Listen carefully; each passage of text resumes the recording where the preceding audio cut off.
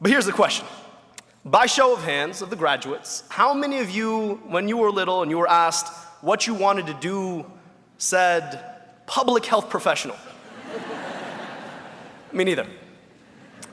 After all, who wants a job where you almost never get credit for the stuff that you do and you always get blamed when things go wrong?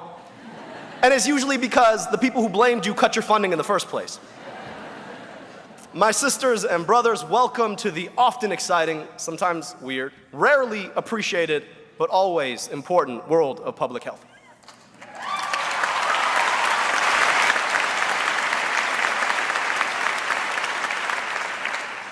You have chosen to be here today because you are called to serve, to dignify the lives of people you've never even met, you may never, ever meet.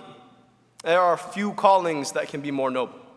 But let me tell you today why I became a public health professional. I grew up not too far from here in a suburb of Detroit, but that suburb wasn't my only home. Like Lello, our incredible speaker today, one more hand please. I spent many of my summers growing up just up the Nile there in Egypt, where my parents immigrated from. And I'd spend most of my time on those trips with my grandmother, my Teta Soad. Now, she was the wisest, most intelligent person I have ever met in my life, but she never got to go to school. Experiencing something like this would have been so distant from anything she'd ever thought she might experience. She raised 6 kids in a 1-bedroom apartment in Alexandria overlooking a fish market where my grandfather, with an 8th grade education, sold vegetables. As a working class family in Egypt in the 1950s, Teta's family couldn't really afford medical care. But when a few of her other kids got sick, doctors were there to stand up for them, to save their lives. To her, doctors worked miracles. So she wanted my dad to be a doctor, but the street became her schoolyard. And Teta couldn't read a book, but she could read a person better than anyone I have ever met. She wasn't the person who'd be invited to come and give a speech at a university commencement, but she was the person always in the back of the room who had the right thing to say just when you needed to hear it.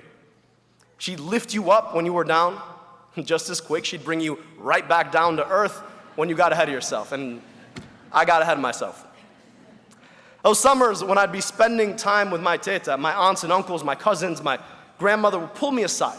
She'd sit me down, she'd look me right in the eye, and she'd say, "Don't you ever believe that you are any better than these other kids." She was talking about the advantages that I had growing up a world away. And it was true. My cousins, just as smart, just as capable, taller, better looking than I am. But she'd tell me, "You owe a whole lot more." And she was right. See, the only difference between my cousins and I was that I had opportunities they could never dream of. I grew up in a place that gave me a birth certificate when I was born. A place that made sure I was vaccinated against diseases that killed my would-be aunts and uncle. A place that protected me from drinking contaminated water, breathing polluted air, eating poisoned food. My home nurtured my mind. Public schools that I had access to, like this one. My cousins didn't have those opportunities. I went on, I got to earn 2 doctorates, teach at a university, make my mark on my home city, even run for the highest office in my state, all opportunities that I was afforded because I grew up here. Some of my cousins, 6,000 miles away in Cairo, drive cabs. About 2 years ago, one of them died in an accident. He was driving a cab. That's not my life. Here's the remarkable thing, though. See, I didn't have to go 6,000 miles across 2 legs on an airplane to find circumstances my cousins faced. No, I could go 20 miles down I-75 from where I grew up to Detroit and meet children whose circumstances looked a lot more like my cousins than they did like mine. In fact, every time I'd get on one of those airplanes, I'd travel 10 years difference in life expectancy in 12 hours. I could travel that same 10 years driving those 20 minutes down I-75 to any neighborhood in Detroit. Why? Detroiters are poor. 85% black in a city and a state and a country that has baked racism into its foundation. Been directly and purposely marginalized by every level of government intended to serve them. Now, I did end up going to medical school. Like my teta always wished that my father would have. And I did it to do something about those circumstances, be they in Alexandria or Detroit. But while I was learning just a few miles away to auscultate or read an x-ray, I also was learning just how limited the practice of medicine would be to address the inequities that had brought me to this place in the first place.